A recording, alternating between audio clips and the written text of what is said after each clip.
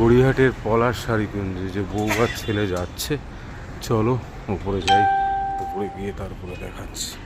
শাড়ি দেখাচ্ছে, দেখো একটা শাড়ি আপাতত একটু পছন্দ করেছি, আরও দেখছি। চলো, ভিড়টা দেখো তুমি পলাশে। চলো বাড়ি গিয়ে পরে দেখাবো কী কী নিয়েছি। পলাশ থেকে শাড়ি কিনে এসে চলো দেখায় কী কী শাড়ি কিনেছি। এ দেখো, দেখতেই পাচ্ছ তোমরা, এই একটা পার্টি ওয়্যার কিনেছে। এটাকে কি শাড়ি বলে? হ্যাঁ, জিমিচু। এইসব আমি বলতেও পারবো না। এই একটা, এটা কাতান সিল্ক কিনেছে। আর এই আরেকটা শাড়ি কিনেছে মার জন্য, দুটো একই কাতান সিল্ক।